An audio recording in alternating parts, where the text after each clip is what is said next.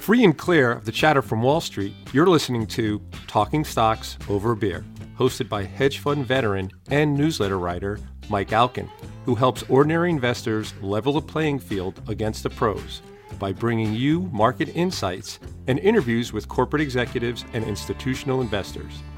Mike sifts through all the noise of mainstream financial media and Wall Street to help you focus on what really matters in the markets. And now, here's your host, Mike Alkin. It's Tuesday, March 26th. Thanks for joining. I hope you had a good weekend. Normally do this on Mondays, but I had some stuff to do yesterday, so I couldn't get to the podcast because not that something's more pressing, but I did have some stuff that I had to do. But had a rejuvenated weekend. It's been a tricky couple of weeks for me. As you know, we're heading down to the wire in the NHL playoffs, and the Cinderella team in the NHL, at least in my mind, has been my New York Islanders, who were going into the season had lost superstar John Tavares he went home back to the Leafs, and he's having a monster season, by the way. Just scored 4 goals last night. He's got 45 on the season. But when Tavares left, they got nothing. He left as a free agent. They got nothing back in return. And it was doom and gloom here on the island for a franchise that hasn't had much success since 1984, the last time they won a Stanley Cup. The 83-84 season. So it has been a long drought with just a couple of playoff runs. And here we lose Tavares, and it was like, oh. But us loyal, die-hard Islander fans, we hang in there. We've become used to misery. And all of a sudden, the season unfolded. And this group of young, hardworking grinders, led by new coach Barry Trotz and GM extraordinaire Lou Lamoriello, have put together a system that plays to their talent. And throughout the season, they've been just playing, unbelievably well. They went from the worst defensive team in the NHL to number one. Their goalies were a disaster. Now, one of the same goalies, Thomas Greiss, is having a tremendous season. They brought in a free agent, Robin Lehner, who's having a monster year as well. And for much of the year, they were sitting in first place for quite some time. And then all of a sudden, since the All-Star break, they've just kind of lost their way. I mean, they took a drubbing at home against Boston. I told my kid and I we can't go to games anymore because we went to a couple of games where they just got pounded. And it's really a tough month. And it's a tough month to have a drought going into because you're going into the playoffs. But the NHL is so competitive. You can't even say 2-3 weeks ahead of time, unless you're Tampa Bay, who's having just a ridiculous season, or just a couple other teams.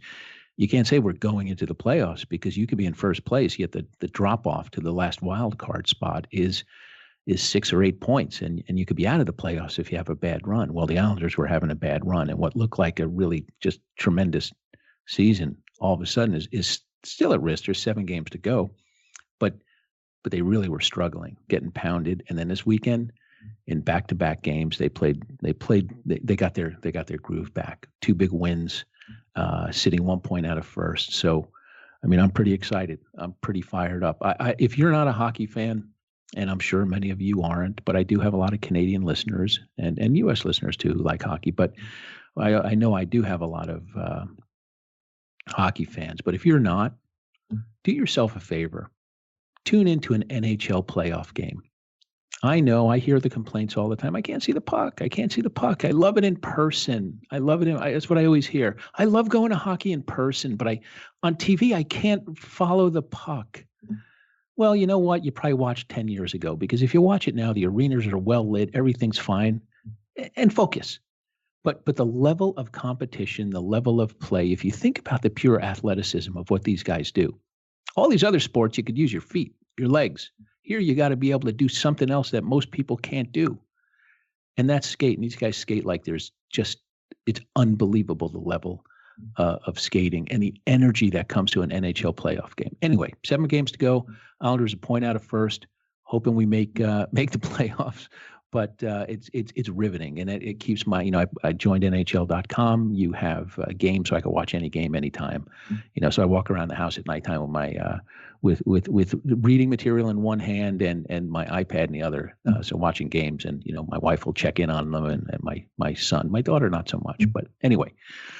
So that was that part of the good weekend was good. Also had some other really good news this weekend.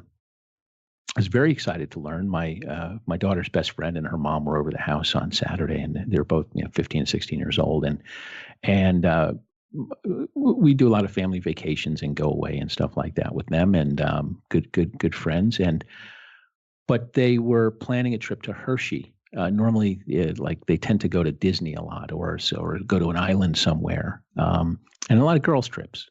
So this trip was going to be a few hours away in Hershey, Pennsylvania, going to Hershey Amusement Park.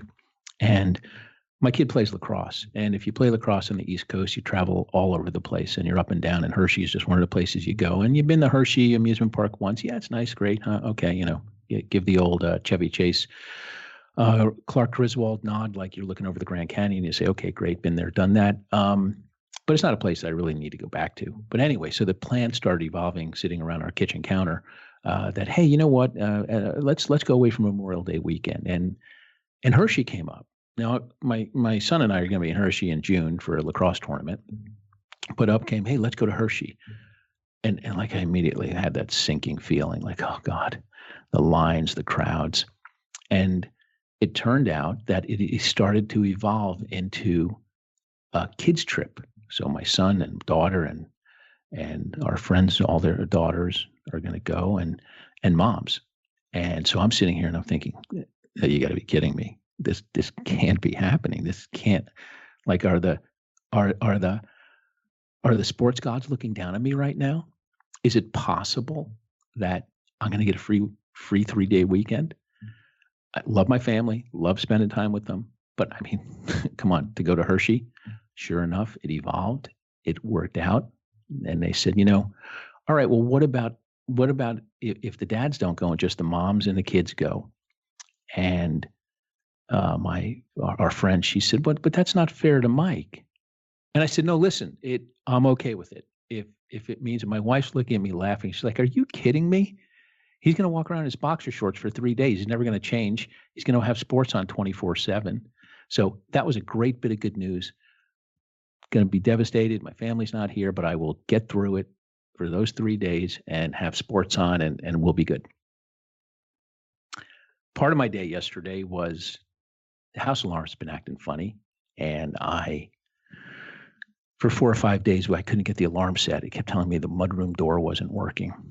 So I call up the alarm company. Well, it's $169 service charge. So just show up. I'm like, you're serious, right? It's $169? You're around the corner. And no, I'm sorry. That's what it is. Okay, well, what am I going to do? The guy shows up yesterday, and he's in there and he's looking around. And oh, by the way, it's $90 an hour for on top of the 169. So he's walking around and he's looking. He's like, I'm like, okay, here we go. It's one door. It's telling me what door it is, and he's going to check everything else, right? And he's checking because every minute goes by, he's going to prorate that fee. And so he says to me, he looks at me. He's a big hulking guy, and he said, "Do you have a screwdriver?" Now, first of all, the guy didn't have a screwdriver, right? You're a service technician. I said, now I didn't hear him. I just didn't hear him. I said, a screwdriver? He said, oh, I'm sorry. You probably don't even know what a screwdriver is, do you? I said, excuse me? He goes, yeah, that's okay. Yeah, I know you guys. You don't know what screwdrivers are. I'm like, you got to be like, okay. So I live in a nice town. I have a nice home. It's nice.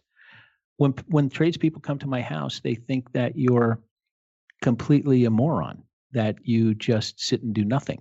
So I said, I'm sorry, do I know what a screwdriver is? Like, what are you saying? He's like, no, I mean, I don't know. How do I know if you know what a screwdriver is? I'm like, dude, are you serious? Like, are you out of your mind? Do I not know what a screwdriver is? I said, I know what a hammer is. I know what a wrench is. Should I go get my toolbox? He goes, you have a toolbox? Yeah, I have a toolbox. This turned into a 15-minute thing about this guy not realizing that people actually don't live under rocks, and that if you don't get your nails dirty every day, you actually are not a moron, and you could actually do something. So it was pretty funny. And actually, it turned out we had a great conversation. But the first 10 minutes, I was ready to drop my gloves. I mean, it was just ridiculous. So anyway, that's that. All right, let's shift gears here for a minute. I like to talk about different things. I don't get on and say, hey, the market did this today and last week and this, and I'm going to tell you where it's going to go, because it's all bullshit, right? You can watch CNBC for that. You can watch Bloomberg for that. You can watch the anchors who spend 3 seconds on something and move on to something else, right? You don't need me for that. Read the paper. I'm not going to tell you which way the market's going tomorrow or what it did yesterday. We're going to touch on that in a drop, but that's not the core here. I like to look at a lot of different things. I'm a big geopolitical fan. I'm a geopolitical junkie.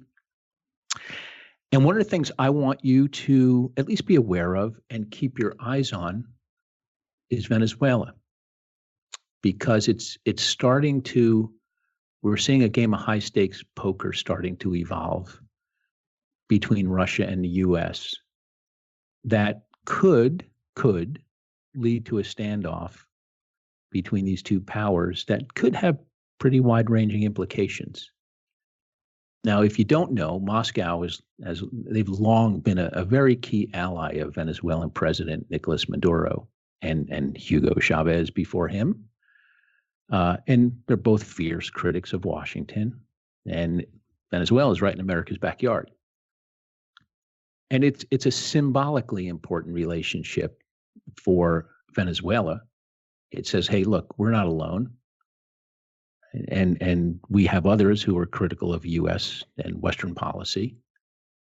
And so because of that kind of tie, that common bond, the enemy of my enemy is my friend, that's partly why Moscow has expanded cooperation with Caracas in recent years. You've seen increased arms sales. They've extended credit. Back in December, they flew a couple of bombers in last December to show a lot of support. Now, if you don't know, the Venezuelan economy it's in tatters. It's imploded. Inflation is in the thousands of percent. It's a disaster.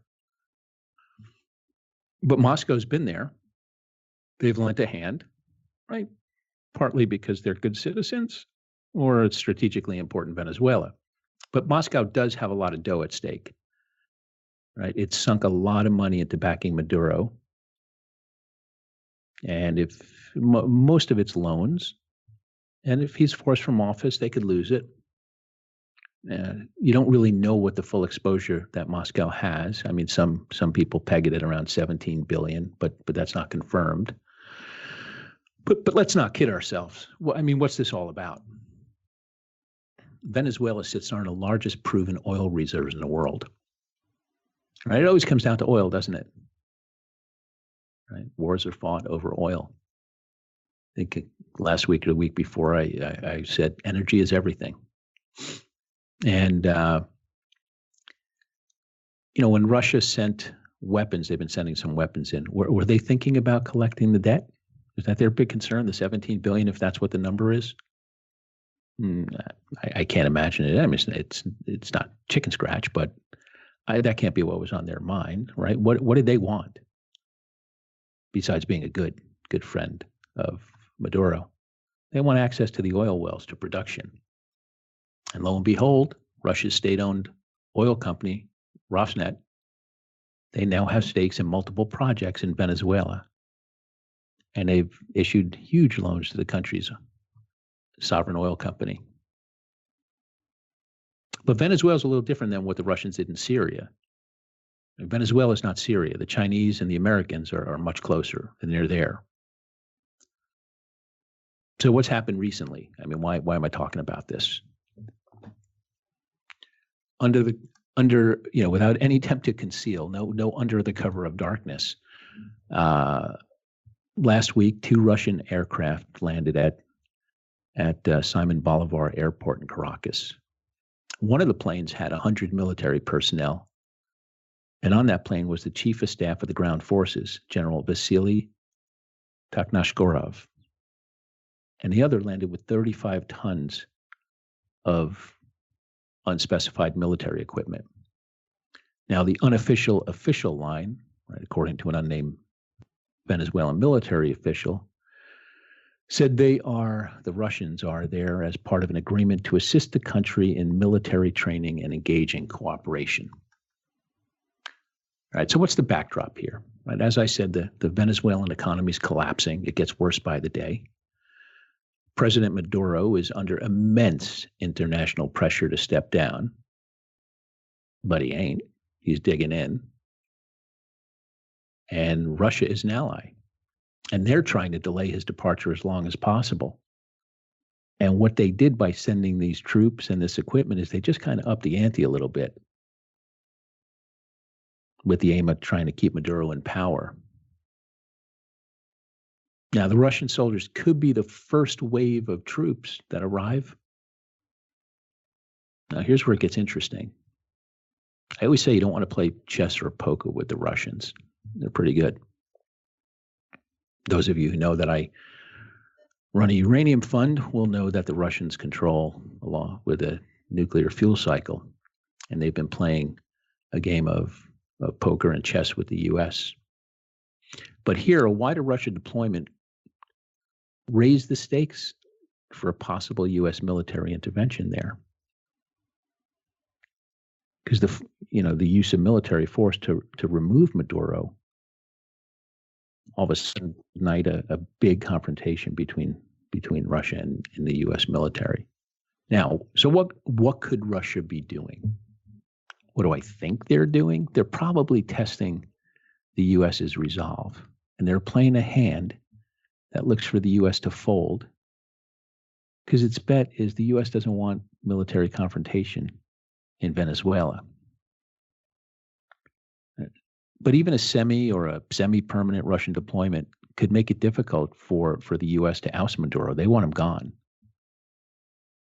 But it allows Moscow to make these strategic inroads into Washington's view that this part of the world is theirs. Now, it's not quite the Bay of Pigs, right? With Cuba, the Cuban Missile Crisis, the Cuban Missile Crisis. Sorry, right? So you have to think about that, right? This hemisphere. This is kind of where the U.S. views it's their domain. But further Russian involvement, entrenchment. What could that mean? Deprive foreign energy companies the prospect of getting part of those biggest oil reserves in the world. So what's the U.S.'s? What could they do? How can they work around this? What's their response? I mean, Venezuela is important to the U.S. It's in our backyard almost. But the oil, its geographic proximity. So what could Washington do to counter these actions? Well, let's think about what Russia could do. I mean, what could they be thinking? I mean, their options, they're wide-ranging from a small token force to a large-scale mission along the lines of what they've done in Syria. If they do a large-scale deployment, it's going to strengthen Maduro's government. It protects him against internal threats like a military coup or a big citizen armed revolt. Russia could spread its forces around the country, which could deter U.S. intervention, under the assumption that the U.S.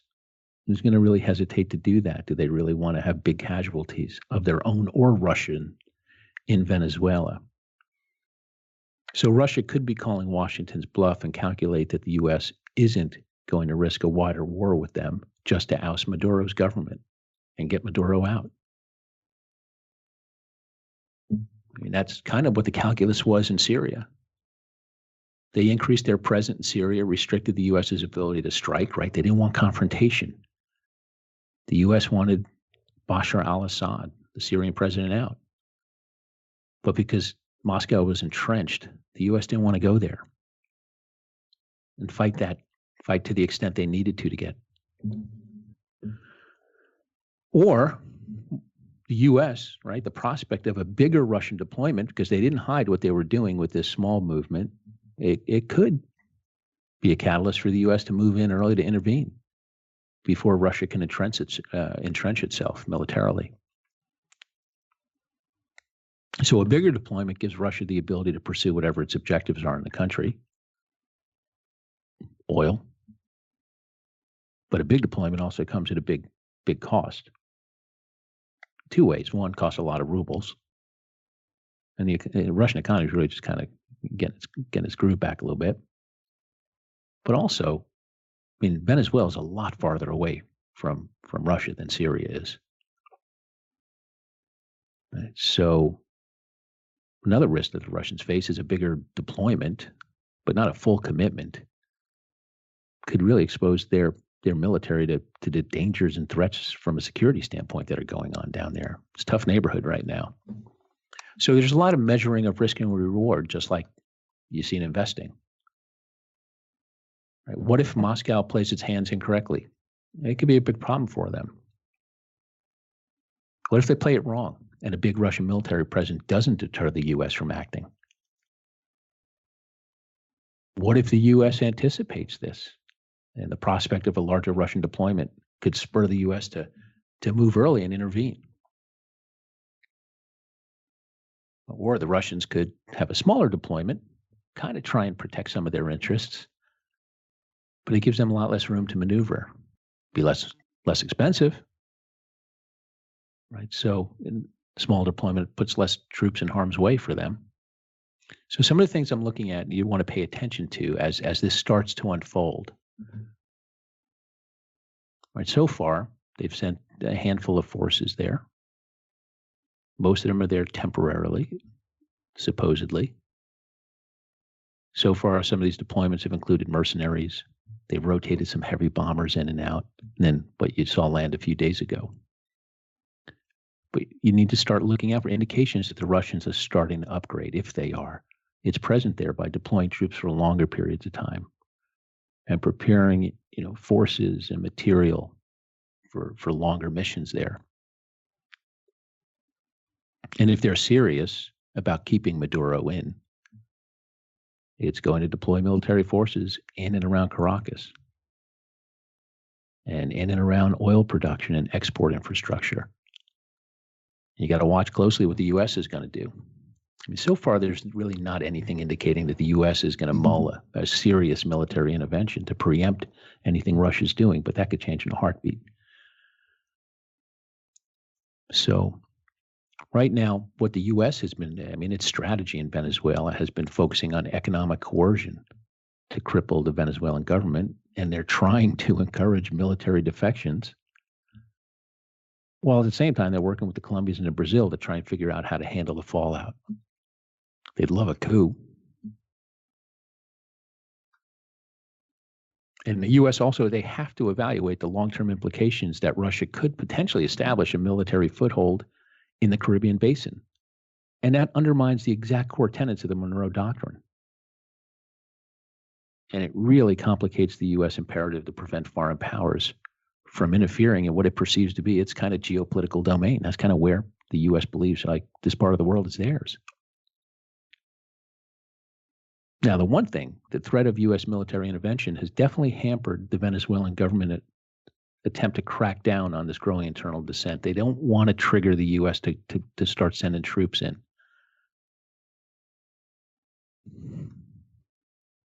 Right, so they've been very reluctant to arrest or exile the partially recognized interim president, Juan Guaido, because they don't want to kickstart U.S. military moves.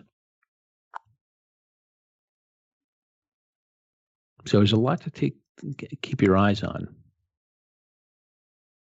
Like I said, the U.S. could look at some Russian deployment as a sign they got to act sooner rather than later. So it's going to be curious to see. Remember, biggest oil reserves in the world and just more uncertainty. But whatever the case, I mean, the prospects of a greater Russia presence on the shores of the Caribbean, one way or another, the decks in Venezuela are going to get reshuffled. So something to keep an eye on. I think it's important. A little bit closer to home, U.S. economy. I mean, Friday was a big day for the bond market. The spread between the 3-month and 10-year U.S. Treasury slipped into negative territory, or what's called inverted, for the first time since 2007. Why does that matter? Because it triggered recession warnings across Wall Street and stocks got hammered. Investors responded to the inverted curve is because the data that show negative relationship between those two yields, it's one of the foremost indicators of an impending slowdown, economic slowdown. An inverted yield curve has preceded every recession since 1975. Now, Morgan Stanley was out with some work recently, their interest rate team, I think it was, that came out with some interesting thought. And it says there's a more accurate way to assess whether a recession's coming. And it says, well, while the 3 and 10-year inversion has always occurred before a recession, the curve was not flipped in the 10 days prior to the start of the past 3 instances. And so what they looked at is they said a more accurate indicator, even though the other one's pretty damn accurate, are rate cuts from the Fed as a more compelling recessionary signal. They went back and studied the past 7 recessions, found that in 82, in between the 4th and 5th economic contractions on a chronological basis, the Fed unofficially switched its approach to rate decisions. The central bank started targeting the Fed funds rate. And Morgan Stanley found that the Fed has historically conducted its first pre-recession rate cut 160 days before each meltdown began. Now, if you were to go back and use last Friday, that puts you right on schedule for a recession by December. So what's it mean for stocks? I mean, Friday could be a good sneak preview. But what happens if the Fed cut rates, right? In theory, rate cuts are good for equities. Accommodation helps catalyze it. It's helped catalyze the 10-year bull market, right? Lower rates drive stocks higher. Yeah, but not so much, right? One of the issues that the Fed has had and why they want to raise rates is because when an economy slows down, you lower rates, but from where? I mean, rates are we're at 5,000-year lows. It's kind of a quagmire these central bankers around the world have gotten themselves into. Right, but this rate cut is because the economy is struggling. I know what you're thinking. Wait, everything's great. Unemployment's really low. Everything I hear is really good. Just look at the cheerleaders on CNBC. Ah, great. Go buy. I bet on the bond market over the talking heads. I talk about it a lot. Know what you own. Don't get caught napping. Don't wait till it happens. Right? Like I said, normally, economy's slowing, rates get cut, stocks go up. I think it's different this time. So know what you own, be prepared, start thinking about it. Okay, have an interesting guest today. So one of the things I want to do is, again, rather than talking to you all every week about what's, I'm not going to tell you what stocks to buy, but we talk about them. We talk about industries and sectors and stuff like that. But I want to peel the curtain back a little bit. We're going to pull the curtain back and we're going to talk about capital allocation on Wall Street, right? Because you see these guys on TV, the hedge fund managers come on. You see mutual fund managers come on, money managers, and they come on. Where's their money come from? We're going to dive into that right now. And for that, I'm going to bring on a guest who also happens to be my business partner at Sachem Cove, the uranium investment vehicle that we have. And for many years, he worked at a fund that allocated capital to institutional investors. So without further ado, I am going to bring him on and we're going to peel the onion back on the world of capital allocation. Tim Rotolo, welcome to the podcast. Thanks for having me, Mike. So you and I are friends. We're business partners. Just full disclosure. Tim is my partner at Sachem Cove, where we have a uranium investment vehicle. And but prior to that, Tim spent a lot of years allocating capital to institutional investors. So, Tim, why don't you give us your background? Sure, thanks. Yeah, so as Mike pointed out, I mean, most of my career has been spent in some sort of allocator role. When I came out of college, I joined a wealth management group out of Merrill Lynch, and then ultimately in 2007, great timing to be moving to New York for a finance job.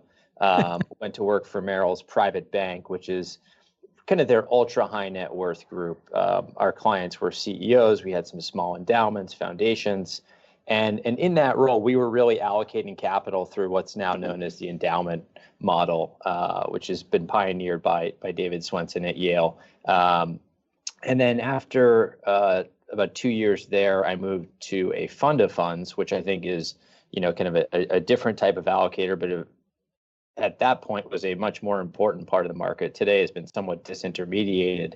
And there we allocated to distressed debt and event-driven hedge funds. So then actually since then, for the last 3 years, I've been kind of moving kind of slightly closer to direct allocation of capital or direct deployment of capital at my firm, where I'm now partners with Mike, which is called Lloyd Capital Management. And we can kind of get into how I think actually my own personal career evolution is somewhat reflective of what's been happening in the overall market, which is, I think, a move towards, I would call it convergence of allocator roles and disintermediation of certain groups like fund of funds. And I think more and more teams building capabilities internally, whether it's at a family office, pensions, endowments. And then also, I think a really important trend is this idea towards really direct investment or co-investment, which is changing the landscape. And but I think for the better. So let's talk about let's start up top, 50,000 feet, work our down. So people see hedge fund managers on TV.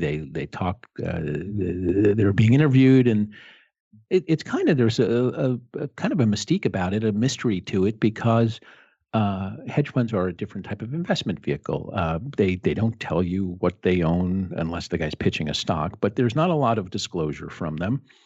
So they're only available to accredited investors. And it's kind of been this thing cloaked in mystery for many, many years. But there's trillions of dollars invested in hedge funds. So talk about the different pools of capital that work their ways into hedge funds, that when you see a guy on TV, he's running 2 billion, 500 million, 20 billion, whatever it is. Talk about the capital that winds up in those vehicles.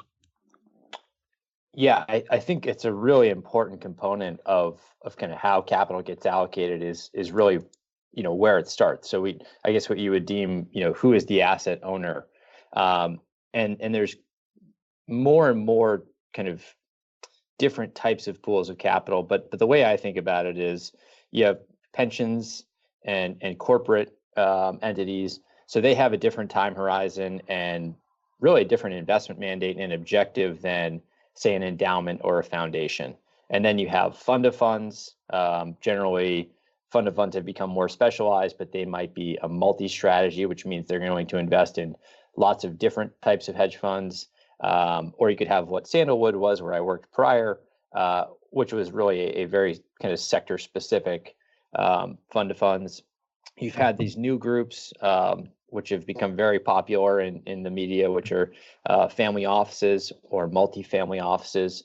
And I think those are really interesting groups to talk about because they are asset owners and in some ways have a different perspective on allocating capital than a fund of funds or a foundation or endowment.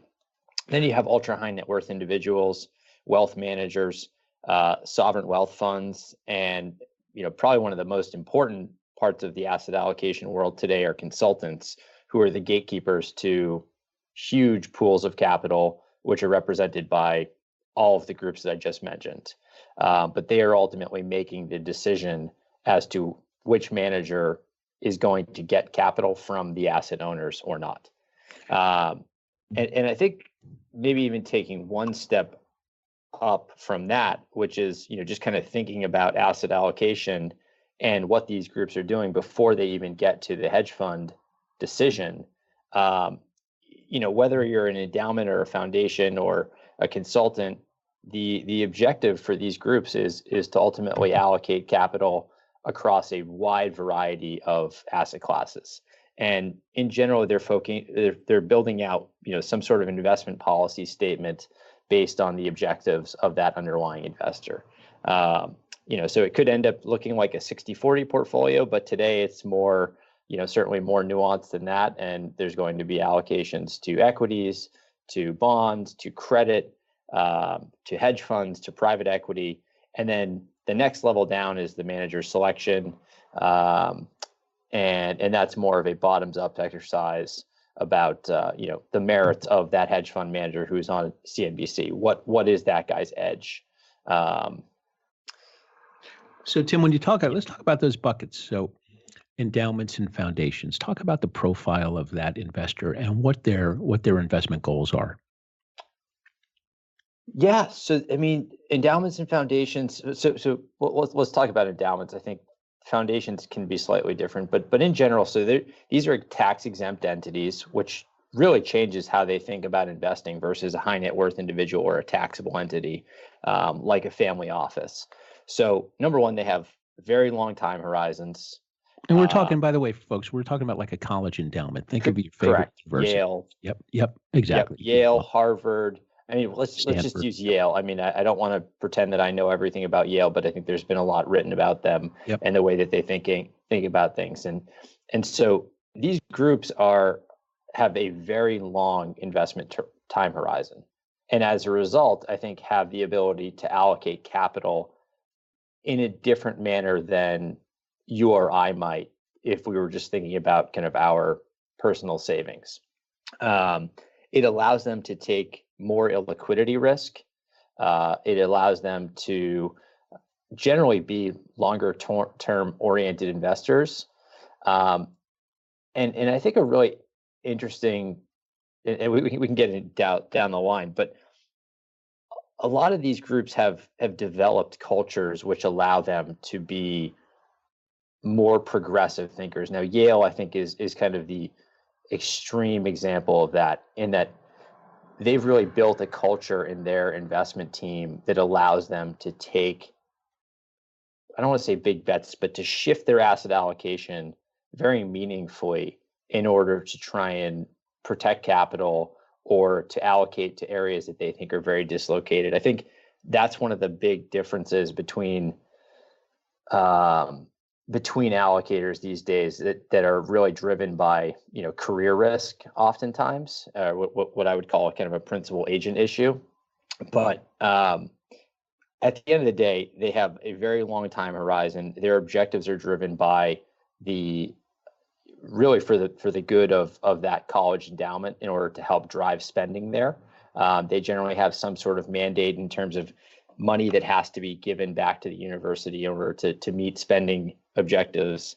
And so they have an ability to be more opportunistic and I think what you've seen is because of that longer term horizon, Swenson in particular has really espoused the benefits of allocating more and more capital to private equity, to hedge funds. And actually, I just happened to be looking at their portfolio allocation the other day, and they have, I think, 20 or 30% of their portfolio allocated to what they call absolute return, which are hedge funds.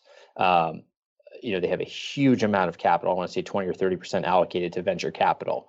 And so I think what these guys have done is moved away from hedge funds as kind of an asset class and private equity or equity. And they look at all these things together. So private equity, venture capital, the S&P 500, all of these are ways to have exposure to equity markets, but they want to find where there's the biggest edge and the ability to outperform kind of a traditional index.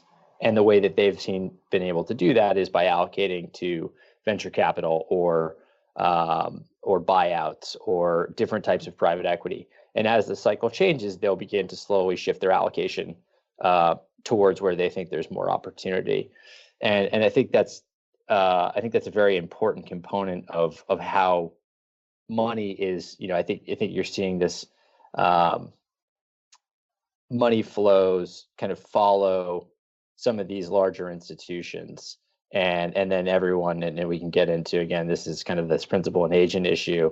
Let's talk about that, because it's an important issue. So you mentioned a few minutes ago career risk. Yep. One of the things I always talk to the listeners about is understand people's incentives, right? And we'll bring it back to uranium for a second. I always say, if you're a U.S. fuel buyer buying uranium, there is zero, not a negative, nothing in the world that incents you to go out and call the bottom in uranium pricing. There's everything to incent you to buy it at the same price everyone is when everyone else is buying it. And if that means it's a lot higher, so be it. But it keeps you safe, right? And there's no financial incentive for them to do that. There's more career risk to making a bad call. So talk about how that affects the world of capital allocation. It's so important to it. I mean, people don't want to talk about it, but there's a phenomenal piece, and I keep it really close to my desk, which is written by Jeremy Grantham. It's called "My Sister's Pensions Assets and Agency Problems: The Tension Between Protecting Your Job or Your Client's Money."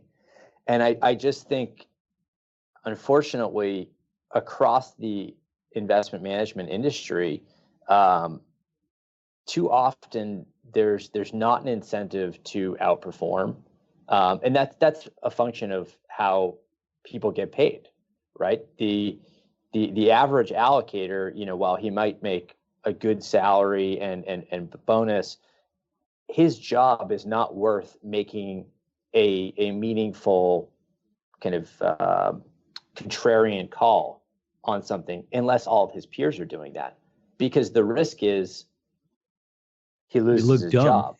You look dumb, or you lose your job. And what's the upside? I mean, what's the real incentive?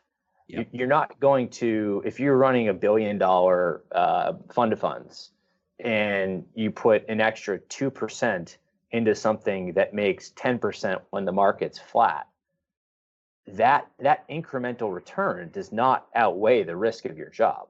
Yep. And so like we used to always say, no one ever got fired for hiring Blackstone or BlackRock. Right. And it's true. And I think you see this particularly amongst, and this is nothing against consultants or fund of funds, but I just think kind of post Madoff, this institutionalization of hedge fund investing, or really just investing in the focus on operational due diligence has made it very challenging for allocators to make large contrarian calls or big asset allocation shifts, because the risk is their job, and it's not it's not like they're Bill Ackman, where if he puts 20% of his portfolio in something and it goes up 50%, they're not making $10 million or $100 million. Right. They may not make anything more for that phenomenal call. They might get an attaboy, but that's about it. And so I just think it disincentivizes people to do things that are highly differentiated, which candidly creates a phenomenal opportunity for people like myself, who have kind of just said, I get that's the risk, and I'm going to structure my business in such a way that I'm going to go out and find those things that fall through the cracks, because the kind of institutional structure doesn't allow for people to do these types of investments. And so therefore I should have an ability to go out and, now I need to find the pools of capital who can allocate to those things, but they exist. And so I think that's what you've seen, is that because of, in some ways, some of these principal agent issues have now begun to self-correct themselves by more and more groups having special situation groups, or finding ways, whether it's through co-investment mandates or direct investment mandates, in order to take advantage of these more differentiated opportunities within kind of their traditional structure. But at the end of the day, there's still this very large herding issue where, and I think, I don't know if you want to talk about Theranos. I just watched that documentary. Yeah, I watched it too. Yeah. Yeah. I mean, it's or Madoff, and actually a lot of people have been trying to compare Theranos to Tesla. I think it's actually much more similar to Madoff in that people just didn't kind of do the underlying due diligence on the product to see, is this thing actually possible? And the people who did do that diligence passed, and then looked like, they looked like crazy ones because all these other incredibly smart investors were doing this thing. Yep. And I think that's but all of them did it together. And so for the, at that time, they were okay making that decision. And I think you've seen that with, you see that with a lot of different asset classes that get hot, right? It's really just FOMO. And so these institutions, I think, are oftentimes they have a how do I put it? It's almost like a embedded risk of kind of getting caught up in these trendy asset classes. Yep. But they're protected by the fact that many of their peers will also be along for that ride. Yep. And so if it blows up, they're going to blow up together. Well, it's like I always say, a lot of in hedge fund investing, right? You go to idea dinners or idea lunches where 5, 7, 10 guys get together, gals get together, and you what do you like? What are you working on? And somebody pitches an idea and it sounds interesting, and now all those people at that lunch go back and they do a drop of work on it. But that person who at that dinner articulated a thesis that they spent a lot of time on. But then they start to do a little work, and they go and tell their portfolio manager, or they may be the portfolio manager, and they put it in the portfolio, and then they use that idea as currency for the next guy that they talk to. Hey, I've been working on this, and they tell them what they've been working on, and then it starts one phone call, another phone call, another phone call. Now, next thing you know, 10 guys away owns this thing, and they haven't done any work on it, but it came from someone. But because a lot of quote smart guys own it, they feel good about it, right? Because it gives them that comfort. There's this comfort in crowds, and you tend to see that, and it permeates everything. And it's something that I think that you bring up as a really interesting point.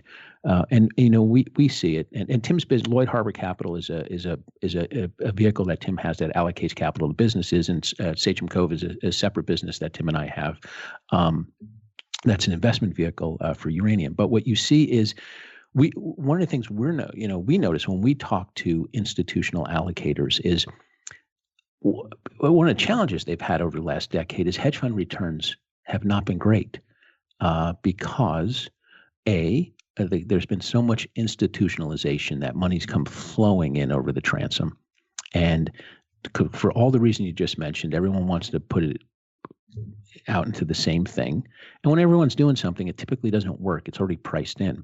And because the money that hedge funds can make just from a management fee, the industry has evolved so much over the 20 plus years since I was in it. When I first started, Tim, you could, you got your 1% management fee and you had a small amount of capital, but the 20% incentive that you got on all the profits is how you could make a lot of money.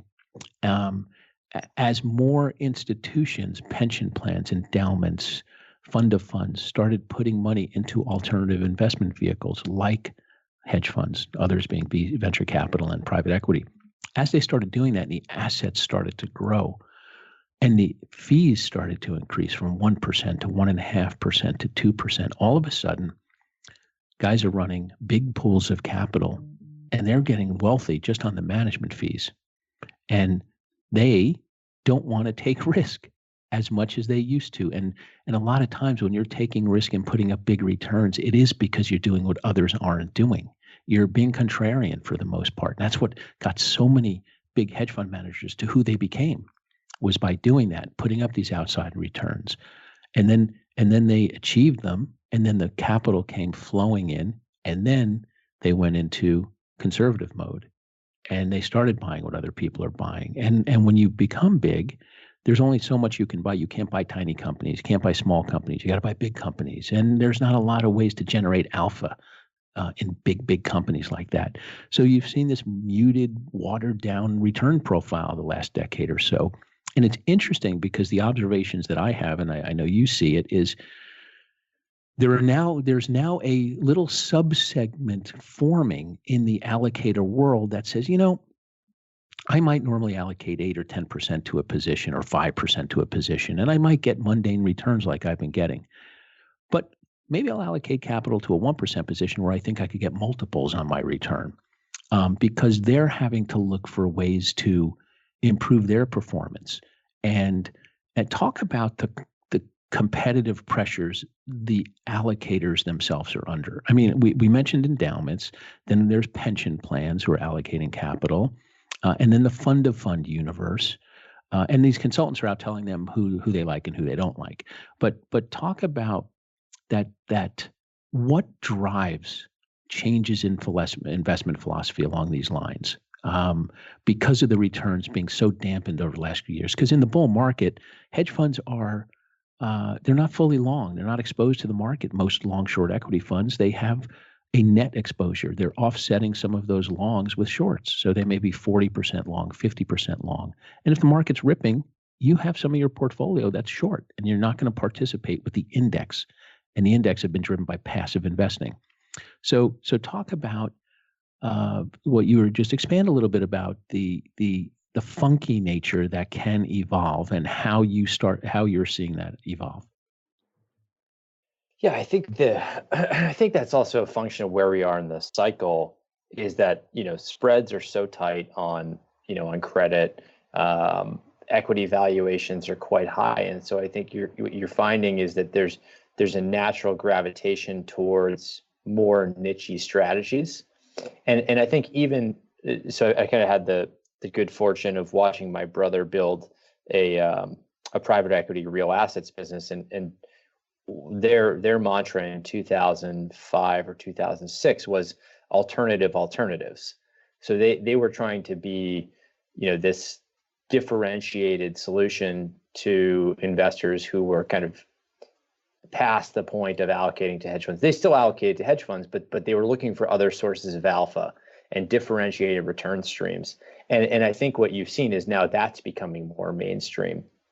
And because yields are so paltry, and equity valuations seem so high, I think there's the savvier investors are saying we need to look outside of kind of traditional hedge funds. We need to go find the uranium story or cannabis or these things which can earn us higher returns. And yes, on a risk-adjusted basis, they might be very attractive, but there's there is still real risk. So we're going to make smaller allocations. And I think you're seeing that across these allocators. Now, I think the group who has been at the forefront of this, in my opinion, is the family offices.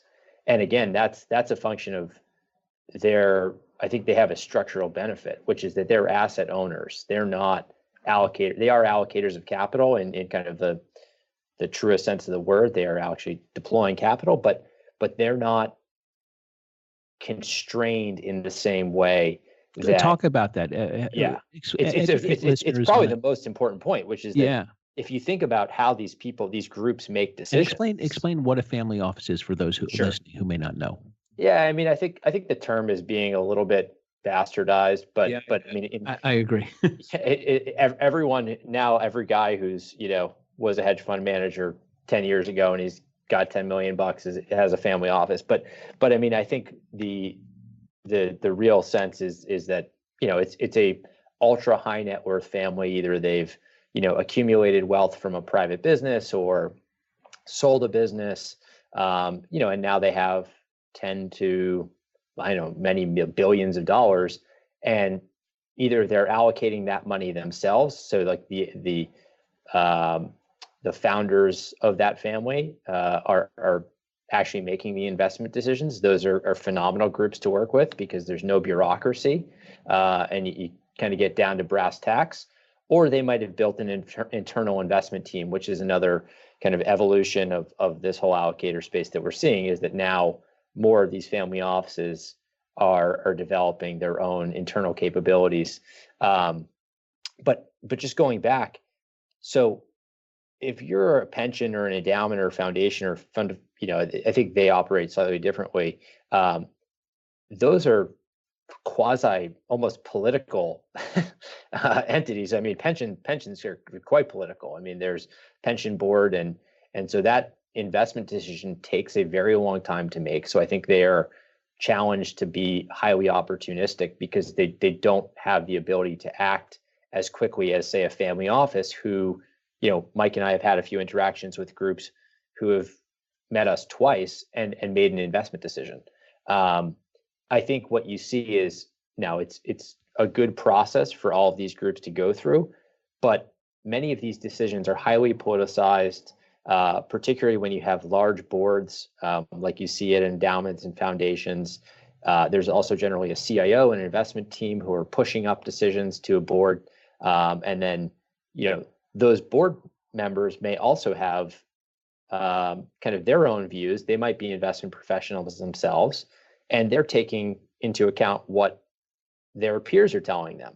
And so they might be saying, oh, I don't want to do XYZ because our peer is not doing this.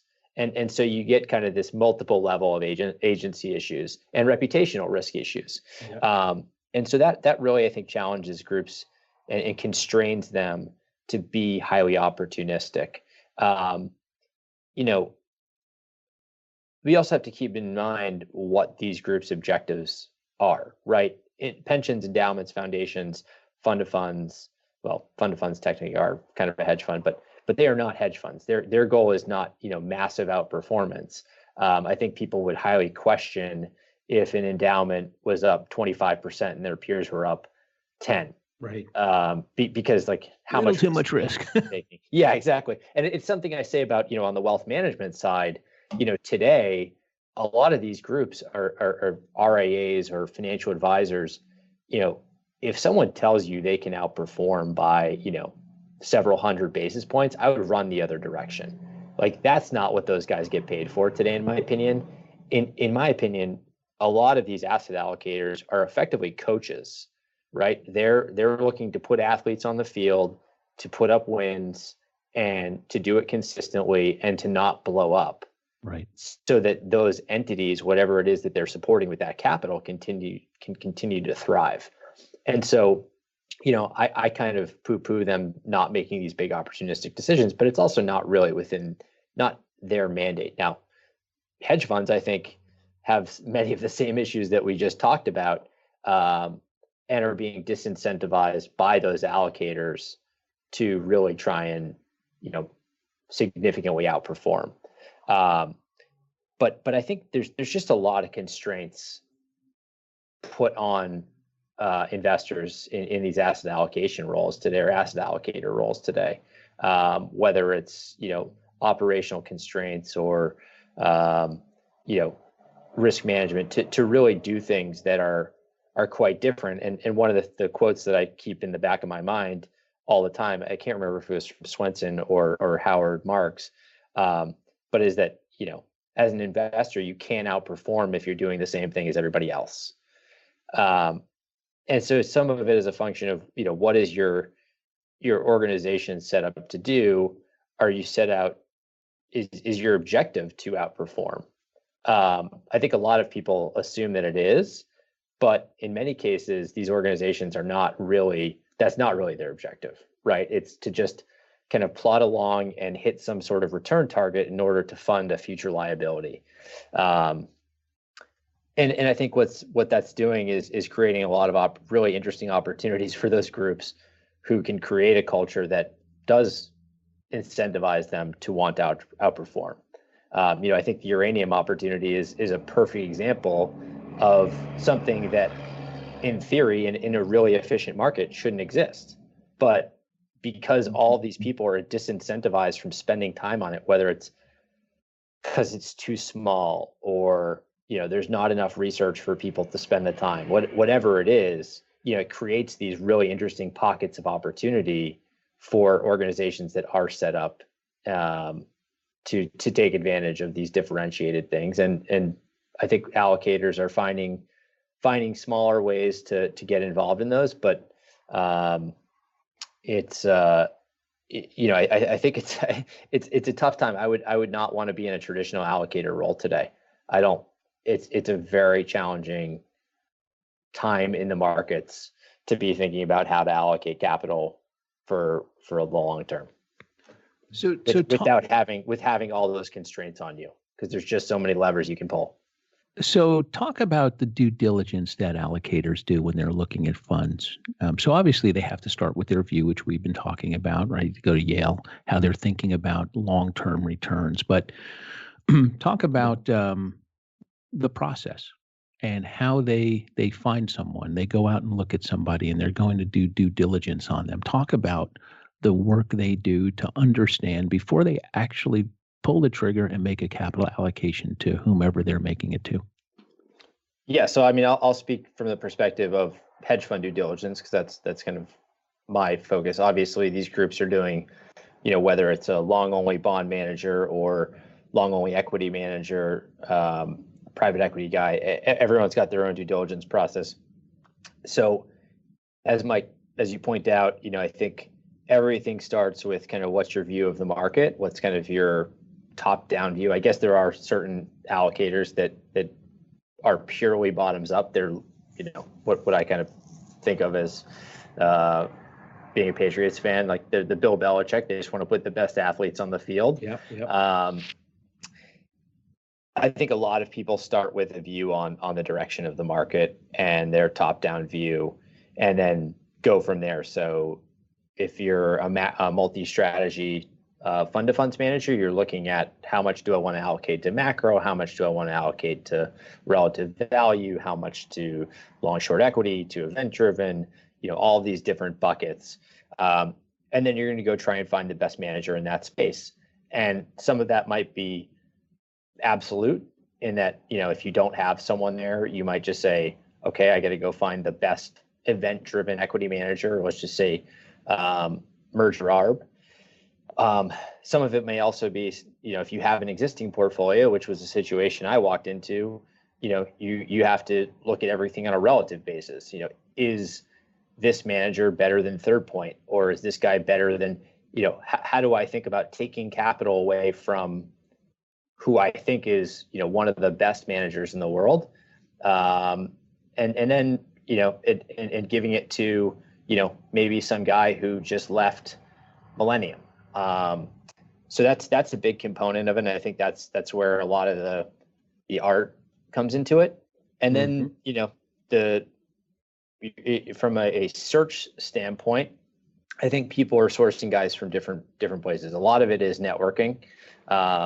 If you've been in the industry for a while, you're going to know who's spinning out of, leaving a big fund to start their own fund. You're going to have input from prime brokers who are going to be representing funds. You're going to have third-party marketers who are calling you and telling you. So I think everyone has kind of their own different sourcing network. But, then once you've kind of compiled that pool of managers, you're going to start with kind of traditional diligence. So looking at the firm's people, where did they come from? What school did they go to? I'm not a huge believer in the importance of educational pedigree. I think actually a lot of times that's kind of like the FOMO, and goes back to the same principle. If everyone just allocates to all the guys from Harvard, I mean, there's obviously a huge opportunity. Clearly, there's very smart people who went to a million other different schools. So I never tried to let stuff like that kind of influence me too much. What's the strategy of that manager? What is their investment philosophy, process? And really all of these elements are about getting at what makes this guy better at his job than somebody else. What's his edge? Yep. And then, I always thought a lot of it is figuring out you know, particularly if he's had performance, is that flash in the pan? Or is this something that's repeatable? Does he have some structural investment advantage over his peers that he's going to be able to continue to exploit? And that's tricky, Tim, because everyone you're sitting in front of, you interview hundreds of managers a year, and you're sitting in front of a hedge fund manager who gives you a 20-page PowerPoint presentation that shows you his investment process or her investment process and the team and the top-down approach and the bottoms-up approach. Everyone says the same thing. So how do you filter through all that? It's really hard. It's you know, a lot of it has to be based on experience. Their investment edge, right? Yeah, it's just, you know, some of it is, you know, obviously there's some data analysis that can get done. Yep. You know, I think one of the things that's emerged in the last few years is this kind of ability to disaggregate factors and say, okay, this guy has been generating his performance because he's allocating to small cap value, or momentum, or, you know, or there's a credit component. I mean, but I think that's probably one of the most challenging aspects is identifying, is this guy a genius or is he investing in a bull market? Yeah. Because that's another thing is, you know, it's one of the reasons why investing in early in managers is so challenging, because there's so many components that go into what that person did in the past, right? If he's coming out of a big organization, was he good, or was he benefiting from the fact that he was at Millennium? Yep. You know, and how much of an edge did he get from the information that he had at that organization? Think about prop desk traders who left the banks. That's exactly what I was just about to say. We used to invest in a lot of guys who came out of the same prop desks. And explain a prop desk for people. Well, they don't really exist anymore, but back before the Volcker rule and Dodd-Frank, you know, banks, Goldman Sachs, Morgan Stanley, well, I guess they technically weren't banks back then. Investment banks used to have proprietary trading desks where they could take risk. They would buy positions and own those positions. And the benefit those guys had is that they're making markets for their clients, so they know what's happening in real time in those markets. And so they might be willing to take a position in a security that they think, you know, is materially mispriced, or there might be a forced seller in the market, and so they can provide liquidity, just effectively be a buyer when someone wants to be a seller, in situations where that person is kind of under duress and forced to sell at very low prices. And so those people then can take, or that prop trader can take that position onto their balance sheet, the bank's balance sheet, and wait till the price recovers and slowly sell it out over time. And so a lot of those traders became hedge fund managers once Dodd-Frank. Now they were already migrating towards hedge funds anyways, but there was a mass exodus towards hedge funds. And one of the challenges with evaluating those people is how much of you had phenomenal performance while you sat at Goldman Sachs high yield trading desk, but how much of that was a function of the fact that you were sitting at Goldman Sachs high yield trading desk? Now, if I take you out of that desk and I take you out of that information flow, can you still do those same things? Yep. And the answer for a lot of those guys, unfortunately, was it's not that it was just a outright no. It's just that it was, I think, more challenging to run a business, to try and be a trader, to manage a big team.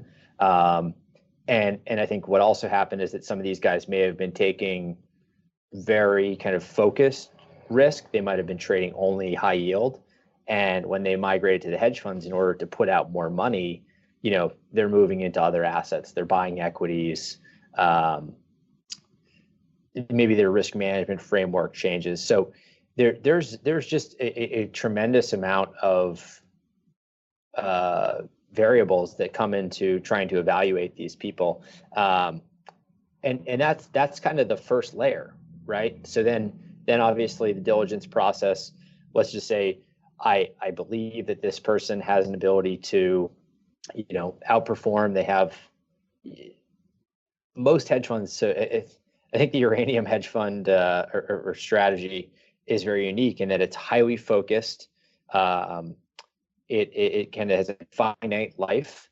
There's a singular thesis. Most hedge funds aren't like that, right? They're long short equity funds. Maybe they have a value bent.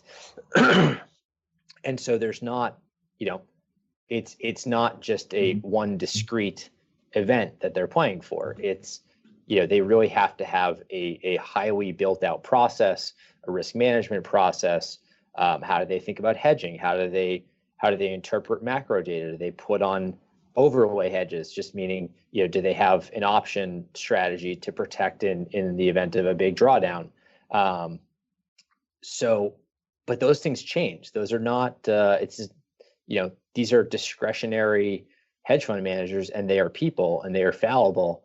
And so trying to figure out, whether if someone puts something in a presentation and tells you something, if that's going to be how things actually play out over time is challenging. So once you've kind of gotten past that point, then you get down into, some of the more mechanical, but I think arguably very important aspects, which are running background checks, doing reference checks which I think have become really important in this day and age of, is this person, if they've run a fund in the past, how do they treat their investors? If they were on a prop desk, how do they manage their team? So really trying to get at, can these people, can they run a business? Can they run a large investment operation? Mm-hmm. What are their strengths and weaknesses? How do they think about, managing capital when things are challenging? Do they double down, or do they cut risk at really bad times? And then you get into some of the stuff that's kind of outside of my expertise, which is the operational work, which is, I think, become maybe one of the most, I say important. It's become a very large hurdle, and has, I think, changed the industry the most, which is this operational due diligence. So post Madoff, there's been an intense focus on operations and the risk that operations have, and making sure that you're not exposed to fraud risk. And what that's done to the industry is, I think it's pushed up kind of the break-even level for these companies as businesses, mm-hmm. and it's made it much more expensive to operate a hedge fund. So, to some degree, gone are the days of the two-man garage band in, sitting out on Long Island, with the Bloomberg. And I think, everything has been maybe hyper institutionalized to the point where a lot of guys who should probably have an ability to raise a fund are not, because, it's just so onerous. Yeah. And that part of the due diligence has become so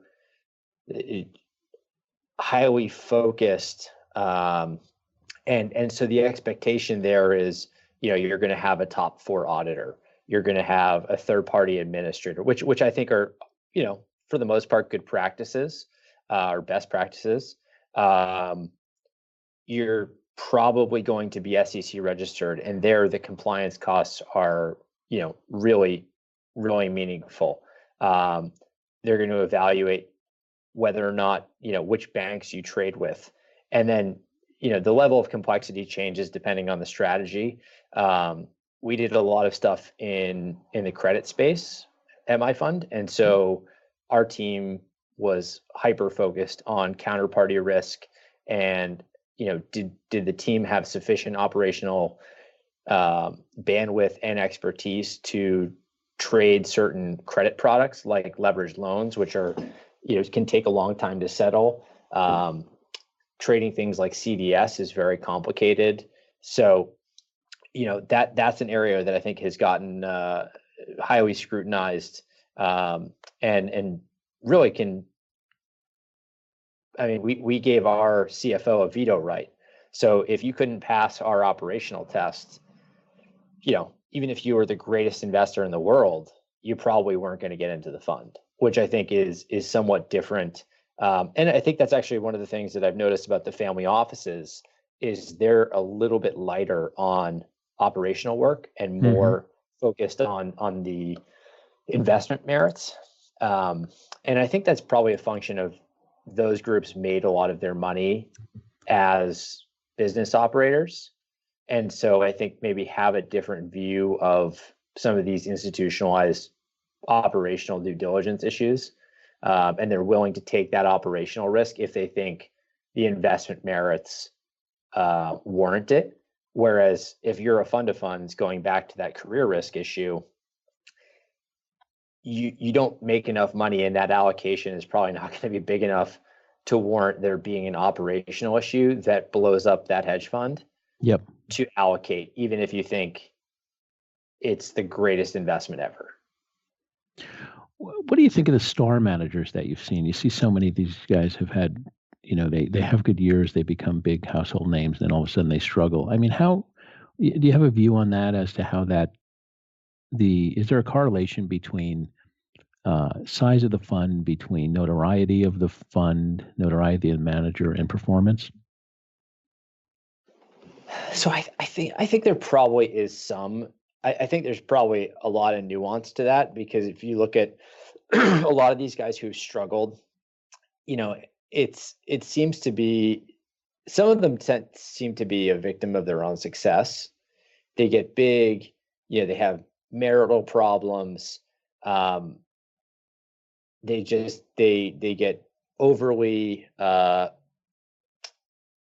vocal about one or two positions, and then those positions blow up, and it causes people to become hyper focused on their funds.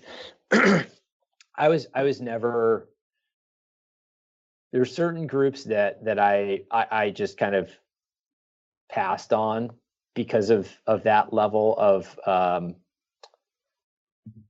notoriety, or they're just kind of in the press too much. And I always was kind of the devil's advocate on our investment team, though. So if there was a group who was really underperforming, and maybe something we learned some information, and that's the other thing is it's a pretty small industry, so you can learn some pretty interesting things about people's personal lives and where they're spending their time, and maybe that's the reason that they're underperforming.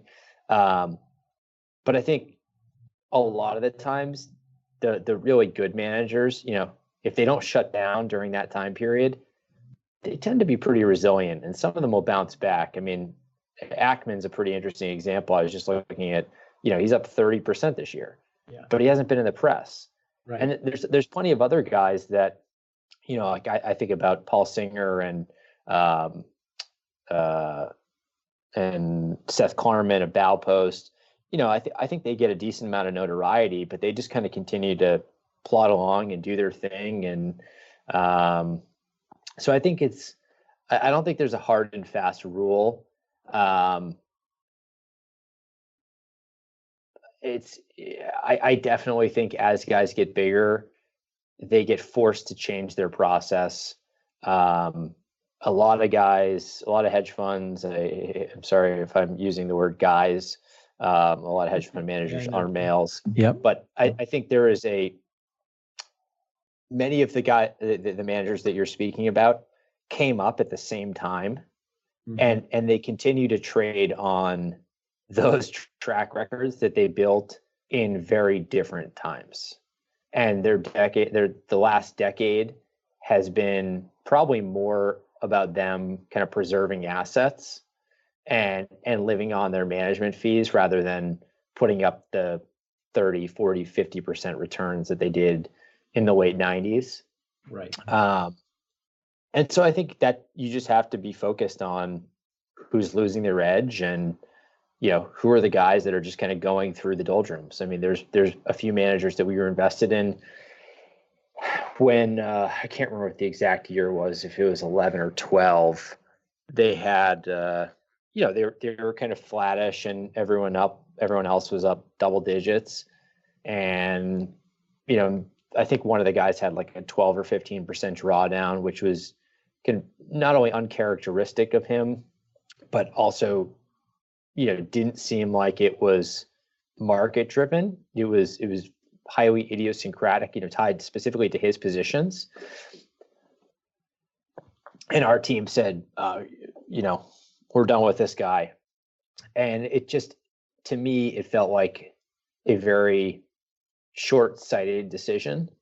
So some of it is a function of, who the ultimate allocator, what is their own investment philosophy? Are you of the opinion that are you allocating to strategies because you want exposure to merger arb or, event driven or distressed? Or are you allocating to individuals who you think, or teams whose process you think kind of is long lasting and repeatable, in which case I think there you need to have the conviction to be able to stay with those groups when they're underperforming and potentially add capital. I just think, again, going back to the incentive structures of a lot of organizations, it's sometimes not tenable to be able to do that. I think some of the better allocator organizations are the ones that actually have that embedded within their culture, which is, we are truly long-term investors. Short-term underperformance should not deter us. We're not going to change our mind because everybody else is up, screaming about Bill Ackman. We weren't invested in Pershing Square, but he seems to always come to the top of my mind. Mm-hmm. So again, I think a lot of it is just, are you incentivized to continue to be with that person or to churn managers and try and chase the hot dot, which there's plenty of that as well in the funds and allocator world. So so for listeners who allocate their own capital to not individual stocks, but individual or to mutual funds, or they want to do it to hedge funds, give them what are a few key points when you were looking at a manager. What are the things that you look at? Because by the way, I think when people allocate to a mutual fund, or they might just look at the fund, right? But I mean, it's run by people. So yeah. So what are the things that are the most important that jump off the page at you? Put you on the spot. Yeah, no, listen, I think as an individual, and I even see it not sitting in, I kind of am suffering from the same thing that I was talking about with those prop traders, right? Is that depending on your seat, you have access to very different information. And so you need to be cognizant of the fact that, who's on the other side of that trade, who is, are you being sold at by a mutual fund wholesaler? And I think, so at the end of the day, it comes down, and I think it's very challenging if you can't talk to a manager and have him walk you through his investment process, his investment philosophy. I think it's very challenging. Active management is very difficult, particularly in the mutual fund industry. I think passive makes a lot of sense. I think you want to understand how that person thinks they make money, and then try and figure out if that's actually how they make money. So such a good point. If they tell you that they invest in large cap growth stocks, is that where that person actually made their money? And now that's going to take some work, but you can definitely go back and disaggregate. You can look at their holdings on Morningstar and say, okay, this guy tells me that he's a large cap growth manager and he likes stocks that are valued like this. But in reality, all of his performance when he outperformed came from, 2 or 3 mid cap or small cap,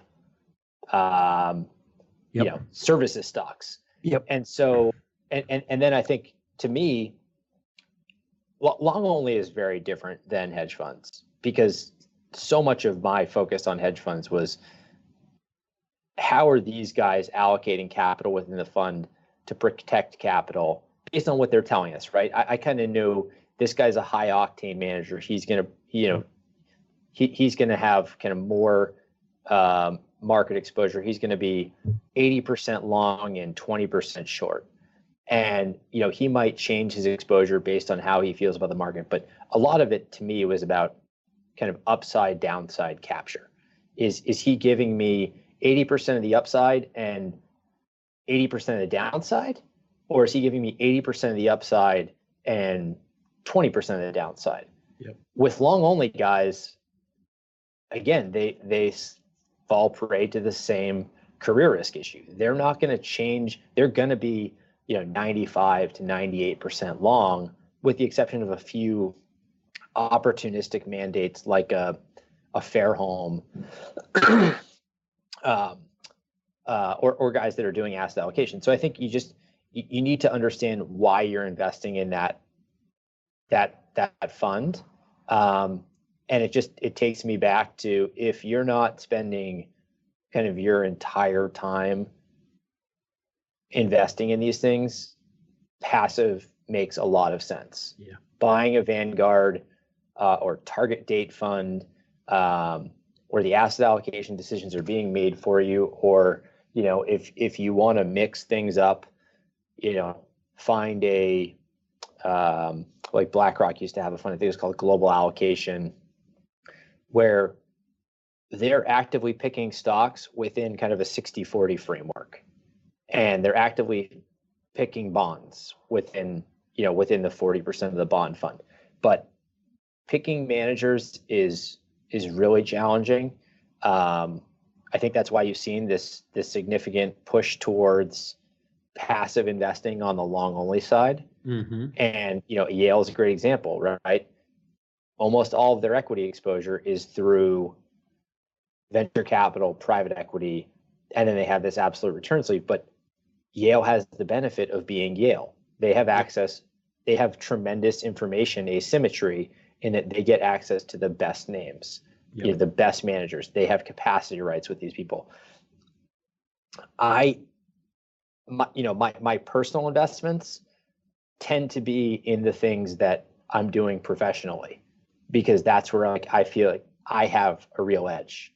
I don't allocate to other mutual funds, or I own a few single name stocks, but for the most part, I have a checklist for my own investment, my business investments. Where are the things that I want to find and allocate capital to? The number 2 thing on my checklist is, would I invest a material amount of my own money in it? Yeah. And so I just think, if you're an individual investor, you need to understand kind of what your own edge is. And if you can't identify that, I would say passive is a great option. If you feel like you need to invest in a more active strategy or something very idiosyncratic like a uranium fund, talk to the manager, figure out what his edge is, what his thesis is, how he thinks about risk. And then to the extent that you can do some operational due diligence, generally think third-party administrator is an absolute must. A well-known auditor, and these are just mitigating fraud. Third-party administrator, where you're getting a statement from that group, monthly or quarterly, a audited financial statements going back to Theranos, KPMG, PwC, they're not infallible. We saw that with Madoff, but it's a heck of a high bar. People who are not willing to, have their financial statements audited, it's probably a pretty big red flag. Oh, absolutely. So, at the end of the day, I think a lot of it is common sense, and it's pretty simple. And just, know the person on the other side of the table's incentives, and try and understand their edge, and then try and understand what your own edge is in the process. Good stuff, man. Well, it was fun. Definitely. I appreciate you having me on. Yeah, brother. I always love listening. So. All right, good. Well, thanks for coming on, and we'll talk soon. Sounds great. Thanks, Mike. Right. Well, I hope you enjoyed listening to Tim and learn a little bit about capital allocation through the eyes of a capital allocator. In the interim, I hope you have a good week, and let's go Islanders. Speak to you next week. Thanks.